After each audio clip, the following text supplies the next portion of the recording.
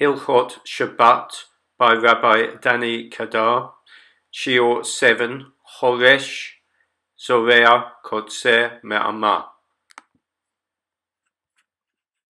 Good evening, everyone, and welcome back. Hope you all had a nice and bright Hanukkah. So we're on to our seventh shiur of the series. A few weeks ago we discussed the halakha of tochen, of grinding, and of lash, of kneading on Shabbat. And before that we talked about cooking, and many of the melachot which are primarily in the Mishkan, in the Mishkan, and especially in the kitchen. Now we're going to move on to something which is a few melachot which are out of the house normally occur with us. So we're going to be discussing three main melachot tonight, please God, which are choresh, zorea, and kotzer. Choresh is ploughing, zorea is planting, and kotzer is harvesting and cutting produce. If we got time, we'll touch on a fourth melacha, a very minor one, in our marriage gathering in. So let's start with choresh. We'll divide the shiur into three parts, into these three melachot. And choresh is ploughing, and you think to yourself, when do I plough? How often am I ploughing outside in the field? And the actual act of ploughing itself, of course, isn't common. But there are many derivatives of this kind of melacha, of this work, which are equally forbidden from the Torah.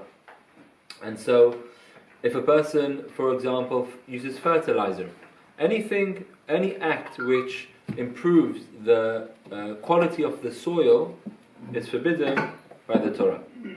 So it doesn't have to be they're actually taking a plough and ploughing the field, but any activity which a person engages in which improves the quality of the soil is forbidden. And therefore, if a person uses, as I said, fertilizer, manure, these types of things which improve the quality of the soil, he's going to now be able to plant in them. That's forbidden by the Torah. Weeding, right? Weeding the ground, that can have other problems, but there's definitely a problem of ploughing, because you're now making the ground more susceptible to planting within it. In order to plant, you need to have a level ground. It's going to be very difficult to plant if things aren't level. And so any form of leveling out the ground on Shabbat is also forbidden. This is called in the Chachamim Ashvuye Gumot. This means leveling out the field. And so when if there's a piece of the earth which either is higher up than the rest of the earth or lower than the rest, and a person now goes and fills it up to make it level, or he cuts it down to make the field all level, that's forbidden by the Torah. Any form of leveling out ground, talking of course outside, any form of leveling out is forbidden by the Torah.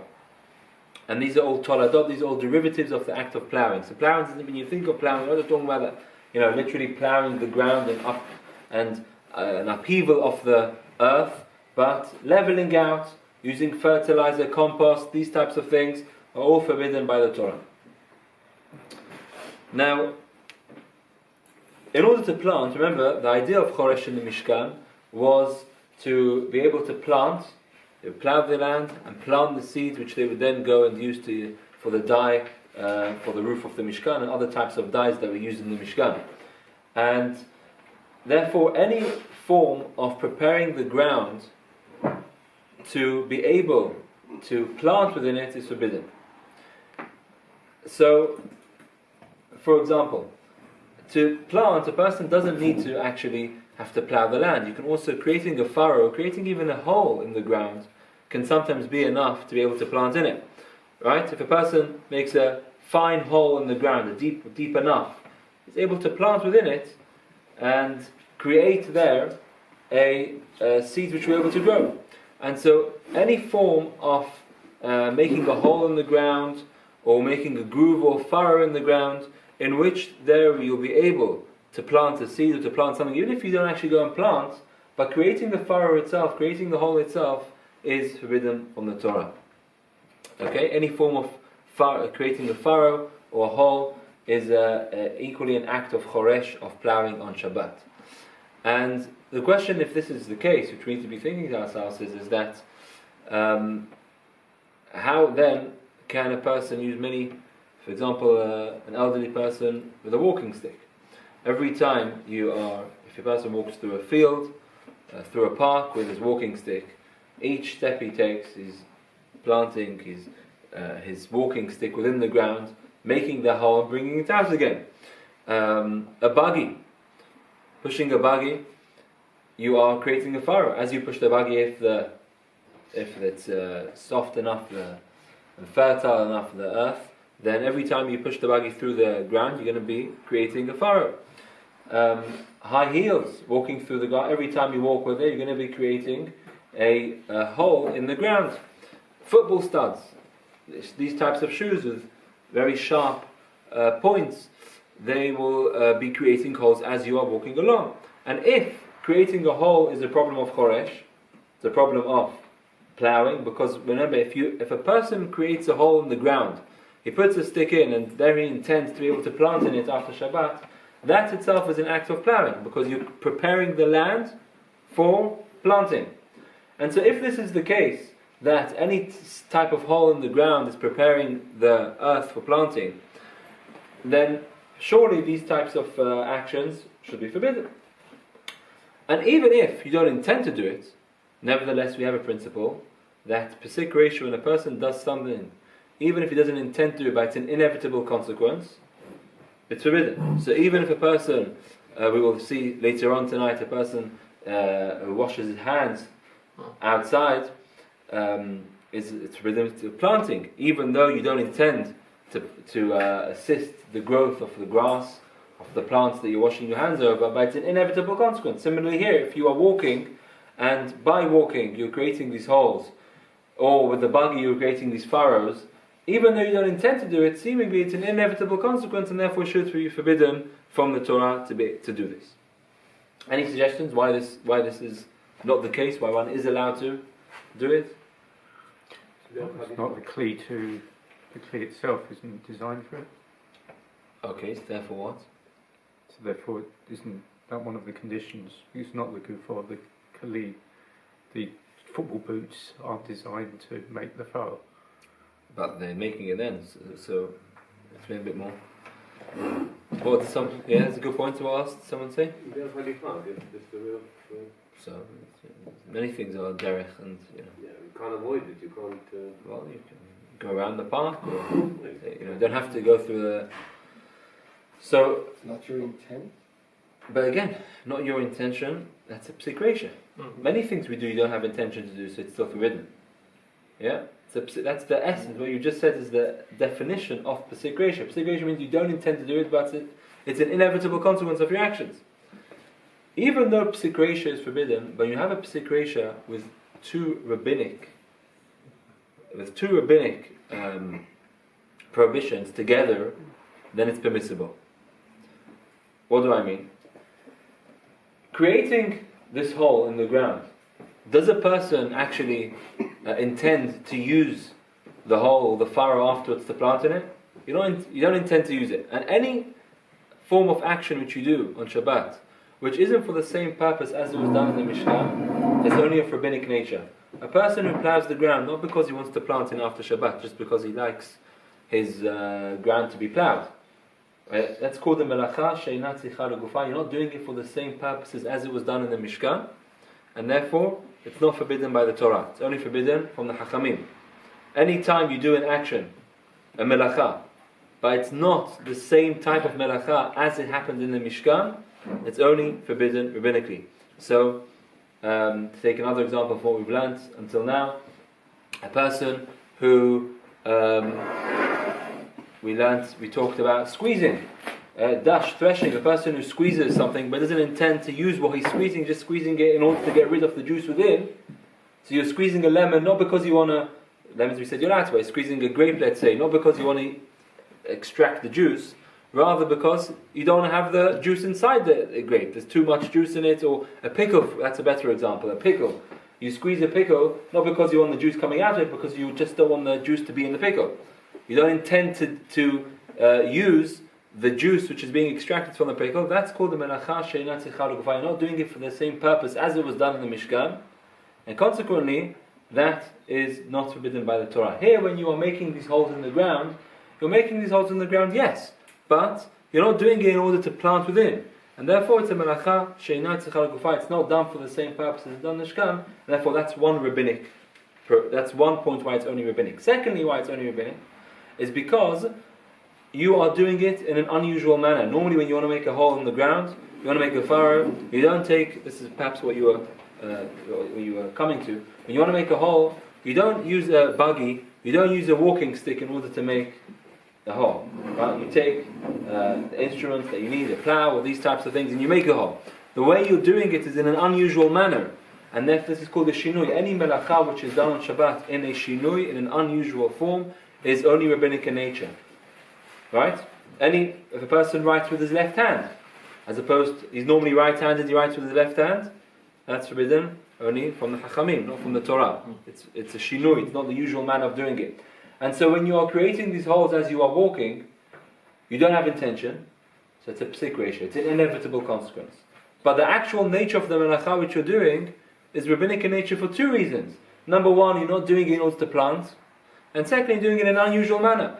Thirdly, you could even argue, by the way, that this is a destructive action, because the holes you are making, since you don't intend to plant within it, actually it's not good for you. You don't want these holes. And therefore you could argue it's actually kilkul, it's not good, and that's a third reason to make it rabbinic. But even without coming on to that, since this is a psik ratio, it's an inevitable consequence, and you're dealing with a kind of action which is only rabbinic in nature because of two reasons, therefore one may be lenient, and therefore one may push a buggy through a park, walk with football studs, walk with heels, or use a walking stick, etc. All of this is permissible for a person to do, provided, of course, he doesn't intend to make a hole. If he's walking through the park or walking through this piece of earth, and he's intending to create these holes for the next morning, wants to go and plant within them, then that, obviously the logic, the rationale which we've explained, won't be applicable, and that, of course, will be forbidden. Will it be forbidden by the Torah, by the Chachamim? Chachamim. Why? Because it's an unusual way of doing it. Right? You're doing it, it's unusual. Because you're doing it, it's not the usual way to make holes. But nonetheless, it will still be forbidden to do so.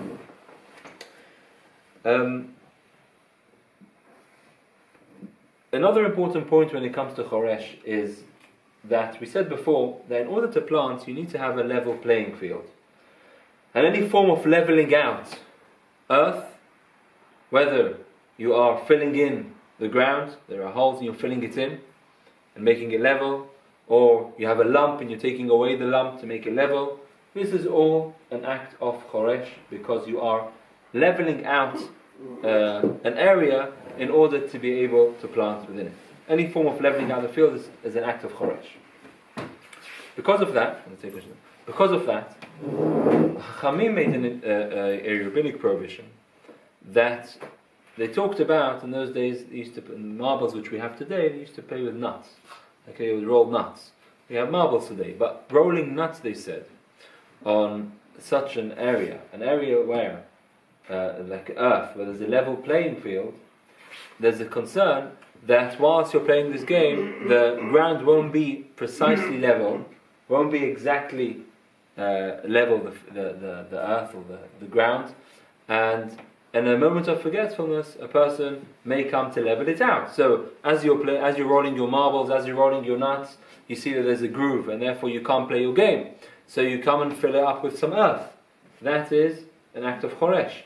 And therefore, they instituted that any types of games which need a level playing field in order to play the game, forbidden to be played on earth on Shabbat. They even went on to say, which doesn't apply today, they even went on to say that you can't even do it indoors if it's a place indoors which most other places in the house, in the town, are of earth. So if in your house you have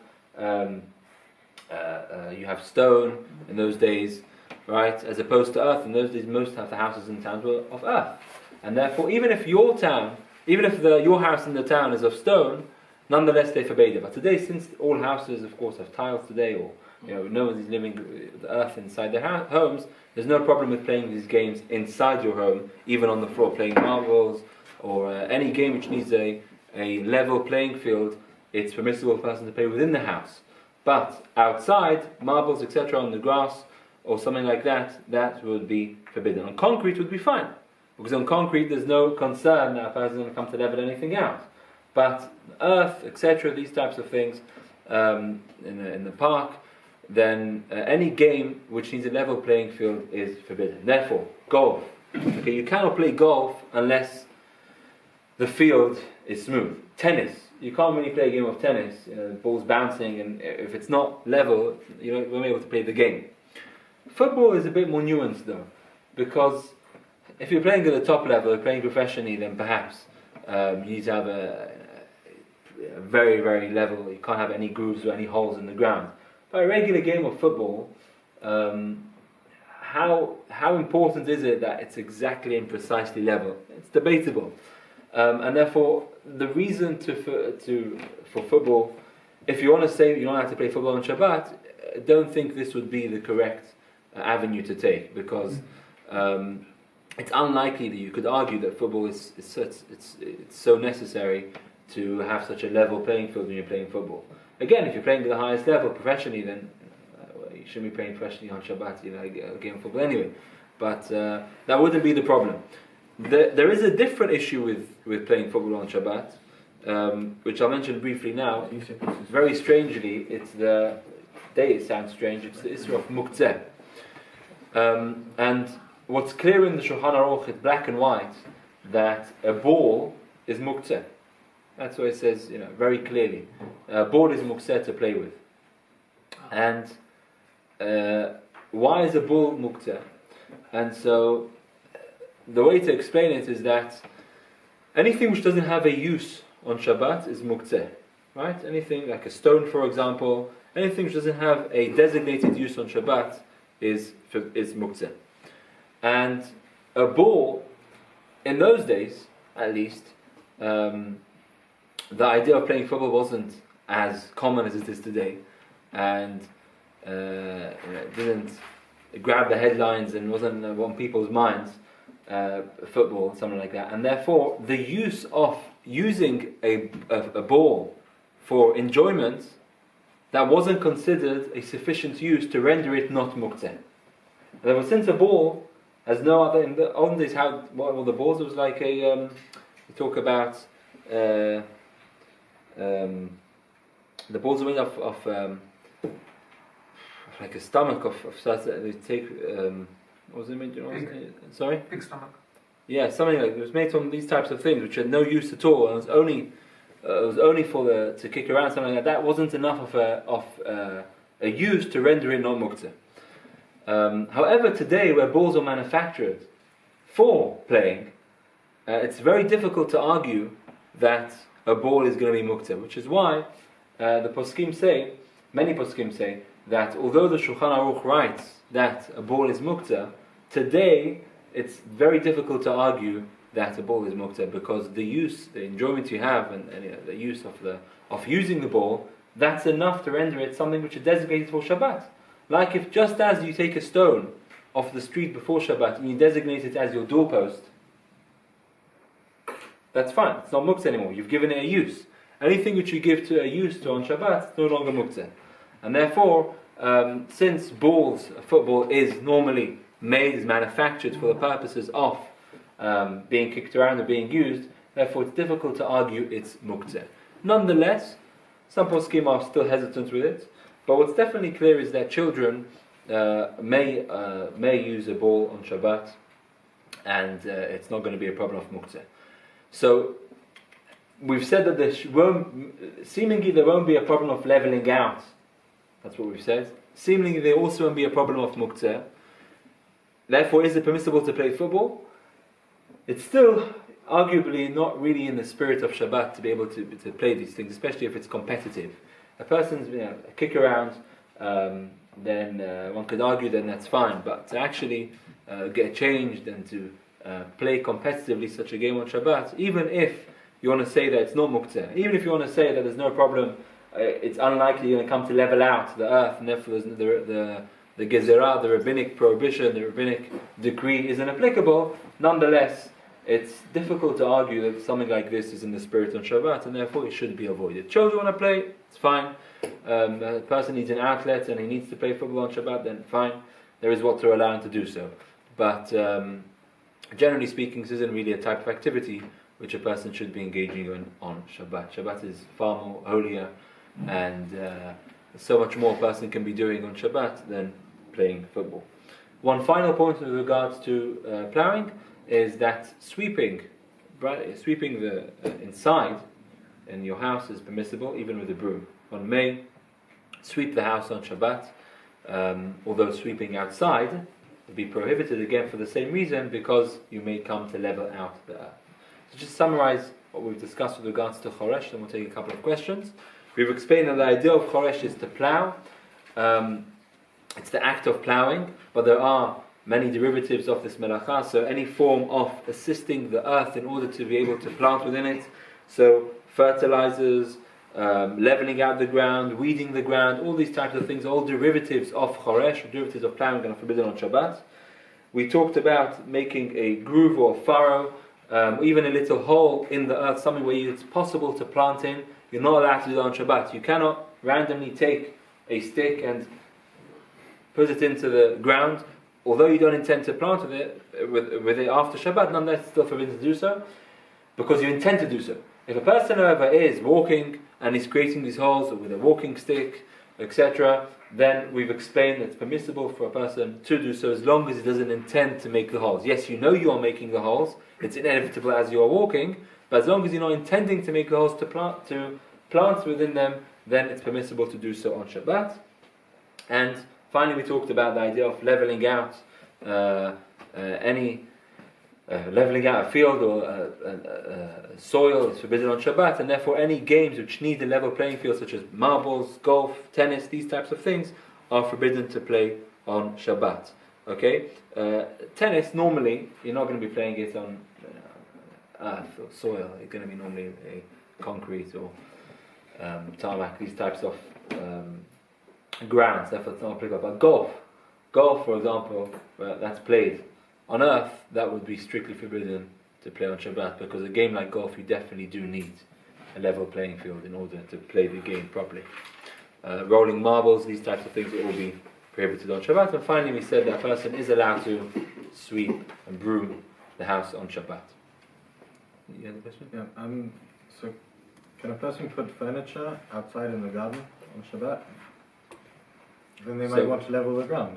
Good question. So, a more practical example of that is you want to put your chair, move your chair, table. You want to move the table, and you're putting the table in, right? So it's a good point that one is allowed to do that, because the essence of making a hole is you make a hole and you take it out. Right? You prod it in and you take it out, and you're now left with a hole. When you're putting your chair or your table into the soil, you're leaving it there. True, later on, half an hour later, you may take it out again. That's considered a separate act to your first one. The act of making a hole is when you put a stick in, you take it out, right? You put something in, you take it out straight away. That's the idea of making a hole, making a furrow. It's immediate. It happens in one go, as opposed to putting it in, leaving it in, and then later exposing it. That's considered a different activity. And therefore, Poskim do talk about it and say that that's why there's no problem with doing that on Shabbat. Taking a stick or stone out of the ground makes it better for working with, no? What do you mean, taking it out? Yeah, right, because now you can work, you've cleared the land. So now to do... So you're saying taking it out should be forbidden? But you haven't actually, but then the time you're taking it out, you're not making a hole. You're just taking something out. Oh, okay. You're not, the idea is the activity of making you're leaving a hole by taking... I understand, but you're not creating the hole. You haven't actually actively made the hole. Right. Taking something out. Okay, so that brings us then to the end of Choresh. Means to plant, and planting on Shabbat. Of course, we know it's forbidden to do so. A person can't go out and plant seeds, plant trees. It's all forbidden on Shabbat, of course. But Zorea doesn't have to mean planting. Any activity again, this is a derivative from the Torah. Any activity which assists growth, that's also forbidden from the Torah. Not from the Chacham, from the Torah. Therefore, watering the ground, even though you're not actually planting, but you're watering, you are assisting the growth of wherever it is, the plants that are there. That's all forbidden from the Torah. Plant food, putting plant food into plants, right? Think about that. You may not have thought that's Zorah. That is a typical form of Zorah, because you are assisting growth. You may not be physically planting, but you are assisting growth, and therefore that's going to be forbidden to do so on Shabbat. However, having said that, as we've discussed in previous shurim, one is allowed to do things from before Shabbat which will have effect over Shabbat most of the time. Therefore, one may leave a hose on from before Shabbat and sprinkles around the garden, that's fine.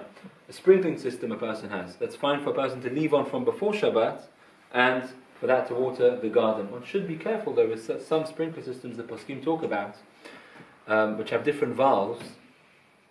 If they have one source, if the sprinkling system has one source, if you close one valve, then you're going to be causing more water to come out from the other valves.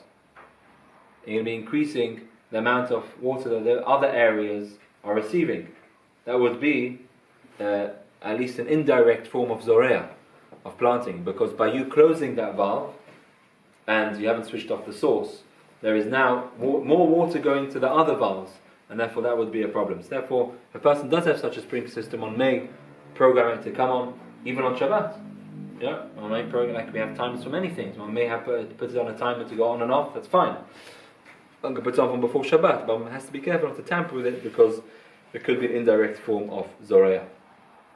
Like we said earlier, Psik Reisha means an inevitable consequence. When a person does something which inevitably causes something to happen on Shabbat, it's forbidden even if you don't necessarily intend it to happen.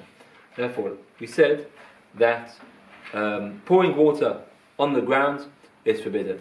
Even if one is just washing his hands, he's eating out, having lunch, nice sunny day, and he wants to do Netilat Yadayim and doesn't want to go into the house, to do Netilat Yadayim, to wash one's hands on the grass, on the earth, would be forbidden, because it's a Psik Reisha, it's an inevitable consequence that you are causing the grass to grow, you're assisting growth.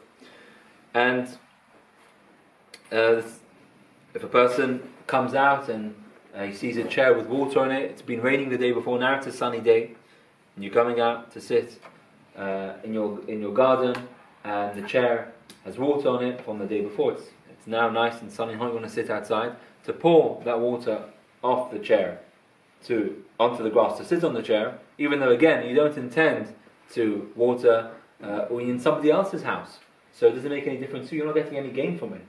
Nonetheless, it's a Psik Reisha, it's an inevitable consequence, and it's forbidden to do so for a person on Shabbat.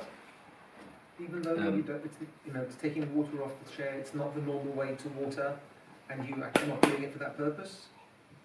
I wouldn't say it's not the normal way of water, you just the actual putting the water into the ground is the normal way of putting it in. Therefore. Now, of course, it only applies to water, it doesn't apply to wine, okay, or any other types of chemicals, these types of things that doesn't apply, because that normally doesn't have a positive effect on the earth.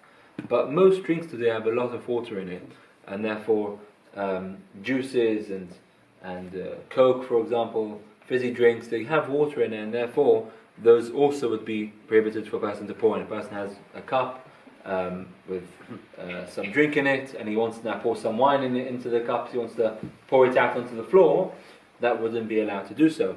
Again, you don't intend, doesn't matter, it's the Psik Reisha, it's inevitable, and therefore it's forbidden for a person to do so.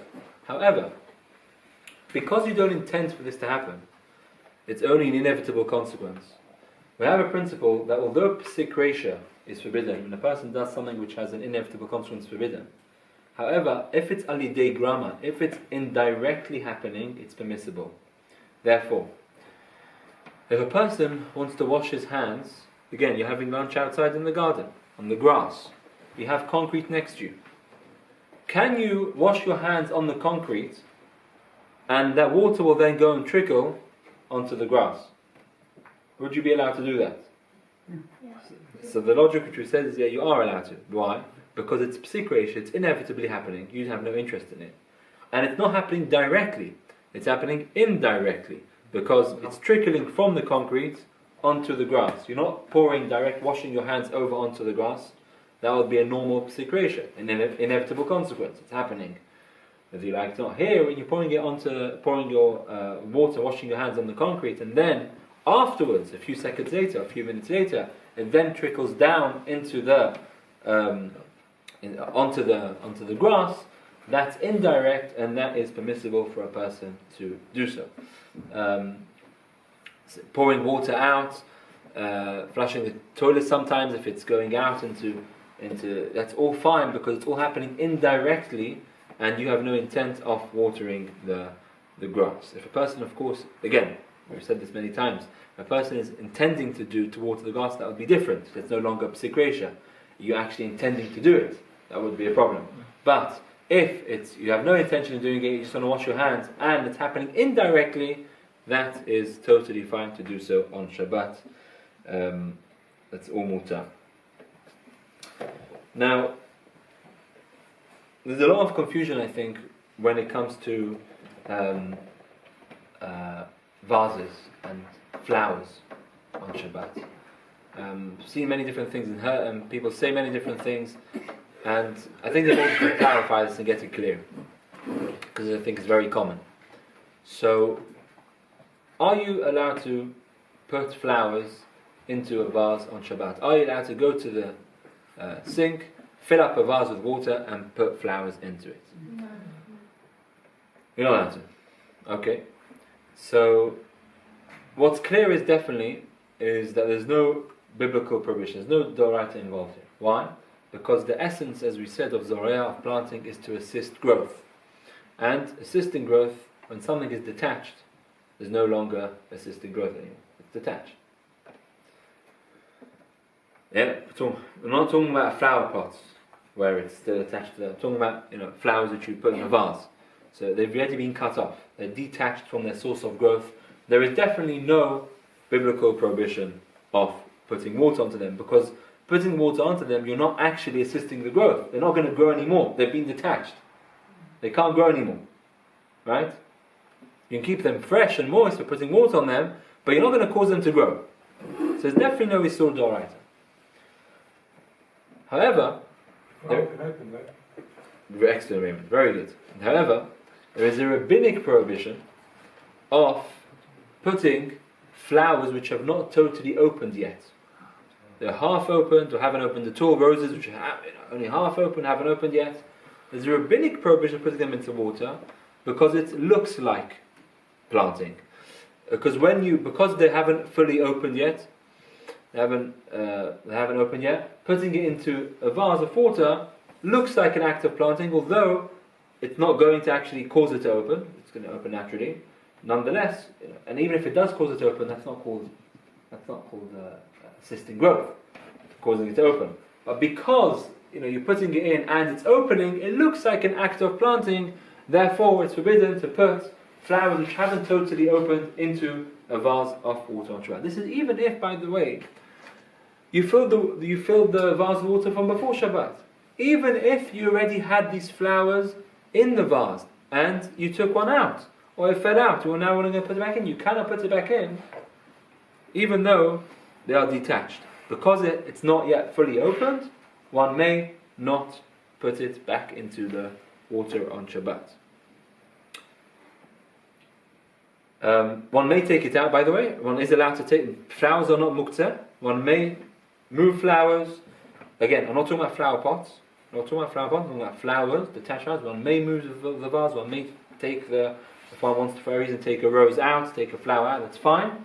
But once you've taken it out and it hasn't fully opened yet, you cannot put it back in. However, once flowers are fully open, then, according to us, the halakha for us Faradim, is that one may put such flowers into the water on Shabbat. How do you know how open? A rose is fully opened or not. When it's coming towards the end, you have to use a bit of common sense, as opposed to when you buy it, it's closed, or it's a bit open. When it's now a rose as it is, it's after a few more days you're gonna throw it away, something like that. As opposed to when you just bought it, if it's already fully open, then one may put it in water on Shabbat in a vase, even if you didn't do it before Shabbat. One may take a vase, put it under the tap, fill it up with water, and then put the flowers in. Again, this is only if it's fully open. That's important for us to know, because many think that if it's people think that flowers are muktzah. Certainly not muktzah at all. There's no reason why flowers should be muktzah, and there's no, to repeat, just to summarize this, if flowers have not yet opened, then one may not put them in water, or may not even return them into water on Shabbat. If, however, they have fully opened, then one may fill up a vase and put water in it and put the flowers in. Let's just summarize the Zoreah, and then we'll take questions. So we've talked about Zoreah. We explained that Zoreah is not just to plant, but also to assist growth. Any form of assisting growth is forbidden. We talked about the sprinkler systems. The person should be careful with that. We talked about washing your hands on grass, or pouring water onto the grass, even if it's unintended, but if it's inevitably happening, it's forbidden. However, if it's inevitably happening and it's happening through a grama, through indirect cause, that is permissible. And putting flowers into water on Shabbat, we just explained the difference between fully opened flowers to flowers which have not yet opened. Then there would be a problem of putting it into a vase on Shabbat. When you get flowers, sometimes you have that flower, the plant food that comes with it, the flower. Yeah. Are you allowed to put that in? There's no problem. If you tell me, what would you say? Well, you'd have to cut it and open it for that. Okay, no, let's say you've cut it before. You've cut it, there's no problem, leave that aside. Again, it will depend whether, No, if the flowers are already open. if they're open, yeah, because there's no problem of looking like Zorah anymore, because it's fully open. Remember, flowers which are detached, there's no Zorah. There's only a rabbinic prohibition that it looks like, if it hasn't yet fully opened. If it's open, it's open. You can add in those. Putting that into a flower pot or something like that would be put by the Torah. Flower pots, by the way, on a side one, flower pots which are outside, and there's no interruption between the flower pot. There are holes in the flower pot, and there's no interruption between that and the earth. That is forbidden from the Torah to water that. That's a proper plant. If it's inside the house, then because it's not actually getting its nutrients from the ground, that's only forbidden rabbinically to water it. But one mustn't water flower pots on Shabbat even within the house. Moving them around can be permissible under certain circumstances. One should seek guidance with that. But one should be careful with watering flower pots on Shabbat. With flowers, if you have dead flowers, Yeah. if you take them out of the selection, or are you allowed to take out dead flowers or flowers that just don't look? So that's a good question. Remember, if the flowers are all the same flowers, there's no selecting, because the essence of selection we learned means selection from a mixture. Yeah. But you could argue that because the rest of the flowers are alive and this one's dead, even if it's the same type of flowers, it's still considered a mixture. Yeah. So even if we take that on, it's a question which needs to be thought about. Yeah. If each flower is clearly discernible, they're not very small flowers, but big flowers, each one, there's no mixture there, because you can see each one, these are live and these are fresh, and you've got this one dead one. It's like having 10 pieces of fish, and there's no selection there, taking one out from the others, because you can clearly see this is the good one, this is the bad one, the rest of the good ones. Remember, borer, selection only applies when you have a mixture, when they're mixed in together and they're not clearly discernible. If they're clearly discernible, wouldn't be a problem. Right? You can also change the water. Depending on. Yeah, if it's open, you can change. Correct. That's fine. The only time, I'll say this in brackets, the only time you cannot add water, you cannot put vegetation in water on Shabbat is for something vegetation which is muktzeh.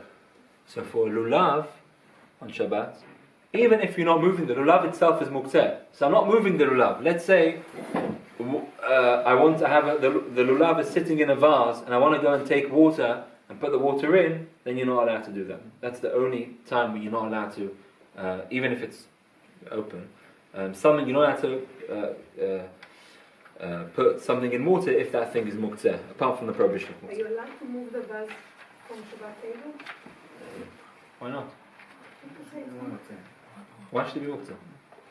Again, this is what I'm telling you. There's a misconception. There's no reason there should be muqteh. What is correct is flower pots. That's where it probably came from. Flower pots are arguably muqteh. But actually plants, why should they be muqteh? Why? There's no reason for them to be muqteh. For the plants, because sometimes you can move it. In which situation can you move the plant? Flower pots, you mean? Flower pot. It depends on where it is in the house. I'll explain to you after, right? Yeah, it depends on where it is in the house, because it could be in a certain area it's getting nutrients, you're moving it to another place it's getting less nutrients, there could be a problem of harvesting. Light. Correct, that's what I mean. Yeah, that's it. But if it's detached, there's no reason for it to be muqteh. This is clear in the poskim. It's like dead. Flowers. Correct. It's dead, so you can move them. The only problem is if it looks like if it's not opened yet, then putting in water looks like an act of Rabbi, planting. some flowers, they open they close at night, they open in the daylight. Yeah? So if you take it from the table and put it on the windowsill, it's going to open up. That would be a problem. That would still be a problem. Correct. Because of the light, not because of the water, you still couldn't move it for that reason. Correct. So, yeah. Okay, moving on to the final part of kotzer, harvesting. So harvesting is it's not really the opposite of zoreah. It's not the opposite of planting. Because harvesting is to detach something from its source of growth. That's the definition of kotzer. To detach something from its source of growth, to cut something and to stop it growing, that is the definition of kotzer. Kotzer only applies, harvesting only applies if something is, again, like we said with Zorah, only if it's attached to its source of growth. Once something is being detached, there's nothing wrong with breaking it down further. So hadassim, which were cut before Shabbat, of course to cut it on Shabbat, to cut any plants on Shabbat is a typical act of kotzer, it's strictly forbidden.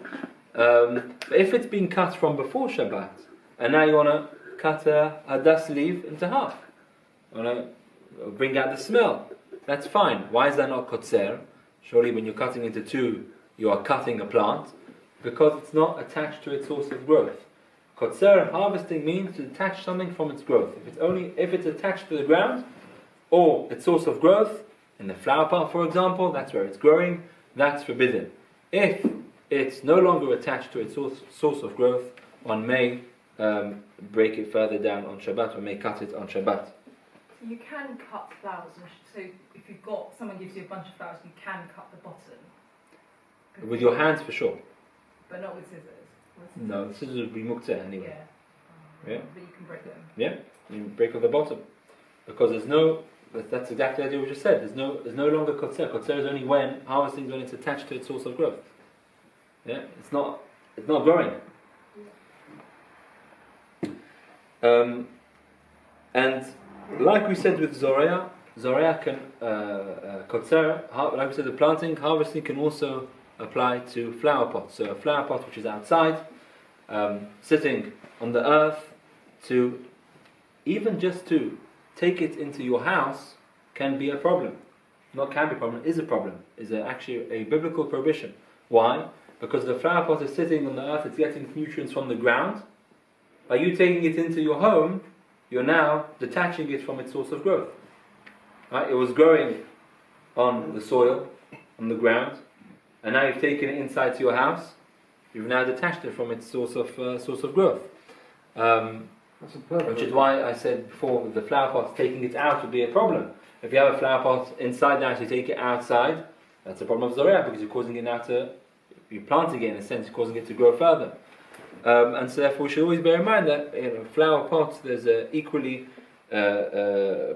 be an equally problematic issue of harvesting with flower pots. That's just for perforated flower pots. Perforated flower pots, yeah. If it's non-perforated, then they're not getting any nutrients from the ground. It's still forbidden rabbinically, yeah? inside or outside the house, because it's growing there in the earth. It's still forbidden rabbinically to plant fruit, to water it.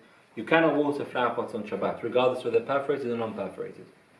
Well, I said before, if you bring it in from outside to inside, it will be a big problem. That's if it's perforated, correct? Because now you're detaching it from its source of growth. It was perforated, it was getting its nutrients from the soil, and now taking it in, that would be a problem. What's a really major issue, which I've seen this unfortunately happen on Shabbat, is cress. You know, cress, that is kotzer. That is real kotzer. That's real harvesting. Using that cress on Shabbat, cutting it off, because that is where it grows. That's, in a sense, that's where it grows. It can continue growing. You buy it like that, and that's where it grows. If you cut down Shabbat, that's definitely forbidden rabbinically, very likely even forbidden from the Torah. And therefore, these types of the cress and something like that, one must make sure, if one wants to use it on Shabbat, to cut it from before Shabbat and keep it fresh in the fridge, etc., to use for salads. But that is another mistake with kotzer. People need to be careful with that. Running through grass. So walking through grass is permissible, okay, because it's not secretion, it's not inevitable that a person will uproot the grass. Running through grass, if it's a long grass, then that should be avoided, because then maybe secretion, may be inevitable that you will be actually detaching the grass from the earth. Now, when it came to trees and plants, Chachamim actually, especially in this melacha, became very concerned that people may, either in a moment of forgetfulness or intentionally, people may cut things on Shabbat. And so, is a person allowed to? Let's talk about a few things. Firstly, is a person allowed to touch plants on Shabbat? Okay, we're not talking about plants which are in the vase. Plants which are attached. You're going out in the park or in your garden. Are you allowed to touch plants on Shabbat? Not better. You're not allowed to. Exactly. You're not allowed to if it's a plant with a firm stem. You're not allowed to touch such a plant on Shabbat. The reason being is, whilst you're touching it, you may break it, either intentionally, unintentionally. One is not allowed to tamper with plants which are attached to the ground. One is not allowed to tamper with them if they have a firm stem. Something with a soft stem, for example, grass. Even though grass, if you're lying in the grass on a Shabbat afternoon and you want to put your hands in the grass, it's fine. Nothing wrong with that, because by putting your hands in the grass, there's no strong concern that a person will pull the grass out. Sometimes we do that.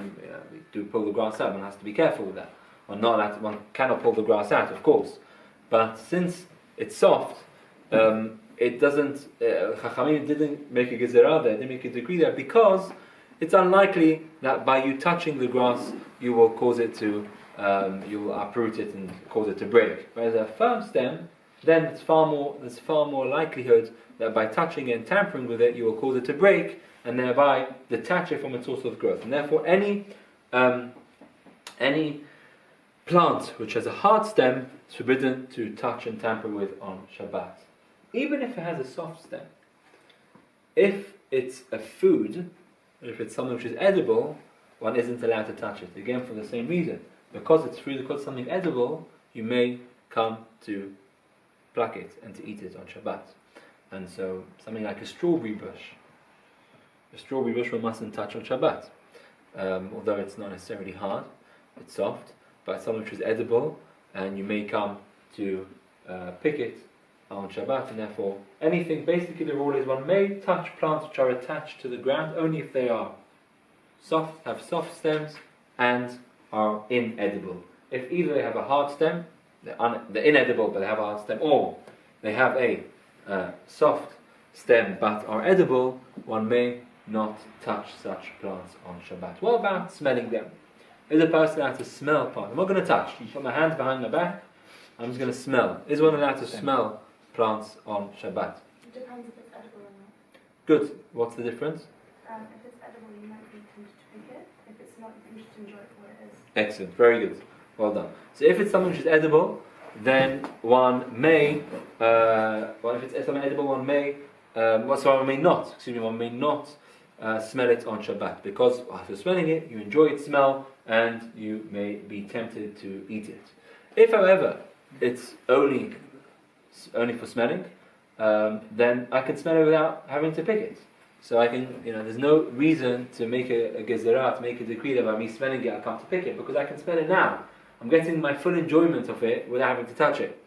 And therefore, hadassim trees, cinnamon, rosemary, lavender, one may go and put your nose next to them and smell them, inhale them. One is permitted to do so on Shabbat. To touch them, to touch something like a lavender tree or cinnamon tree, those have hard stems. That's not permissible to do so. To actually touch them and to take it in your hand, that's not permissible. Because that's what we said before, touching them would be forbidden. But to smell them without touching them would be permissible. The question which you now need to be thinking about, which isn't so much got to do with Shabbat, is the blessing which you make when you smell things. Right? And when you smell nice plants, you make a bracha. Do you make this blessing on something which you're not holding, which you're not actually holding? So the majority of the poskim do take on that one may make the blessing, and one should make the blessing, even though one's not actually holding it, if one is intending to smell it. About mushrooms. Can you pick mushrooms on Shabbat? Nonetheless, that's where it grows. So we find other types of things, weeds or these types of things, which even though they haven't been planted intentionally, but if that's the place where they grow, then it's still forbidden to touch it on Shabbat. Because this is this place of growth. This is where it's living. This is where it's created. This is where it's getting its sustenance. True, it's not getting from the ground, but this is the place where it is. It's still forbidden to do so. One other point with regards to trees. So we talked about plants. What about trees? So trees, the Chachamim are really bothered about, and they said that one mustn't use a tree on Shabbat, which means that one mustn't climb a tree. And they were so concerned about people who use trees on Shabbat. They said the remarkable thing: if a person climbed a tree on Shabbat, he climbed it, and he knew what he was doing was wrong to do. So the person climbed the tree, knowing that it was forbidden to do, but he was in the mood, didn't control himself, and he climbed the tree on Shabbat, and then he's at the top of the tree and he does teshuvah, he repents. They say you can't come down. You have to stay up, because by coming down, you're using the tree by climbing down.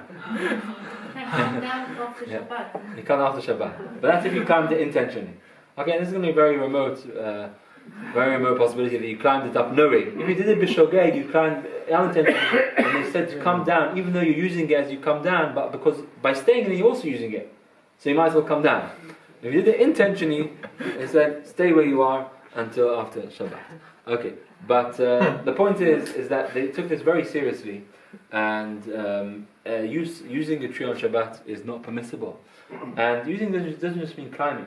A person leaning back on a tree, leaning back to the extent that if the tree would be taken away, you would fall down. If you're just touching a tree, or you're just lying, putting your back on it, but you're not actually leaning back to the extent that you're using it in the sense that you're leaning back on it, because even if it was to be taken away, you would still stand where you are, that's fine. But to lean on it to the extent that actually you would fall if it was taken away, that's actually using the tree, and that's forbidden. A ball has been fallen on a tree, to go and take something and to prod it out of the tree or the bush. That's using the tree on Shabbat. It's not permissible to do so. One has to do on Shabbat. Any use of trees on Shabbat are strictly forbidden. Not just that, Chachamim even said that something which is directly attached to a tree, one may also not use on Shabbat. So let's say you have a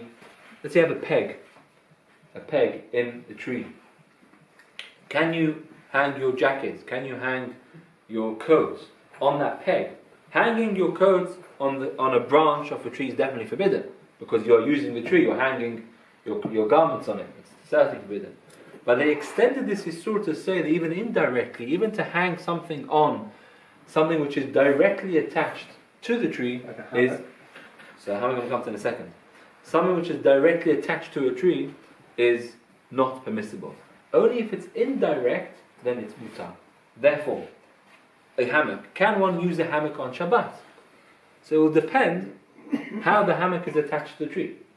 If the hammock is attached directly to the tree, then you're using something which is direct, you're sitting in something which is directly attached to a tree, and therefore that's forbidden. If, however, the hammock is attached to a peg to a tree, then you are indirectly twice removed using it. It's not, you're not using something which is directly attached to the tree, you're using the hammock itself, right? Then that would be permissible. We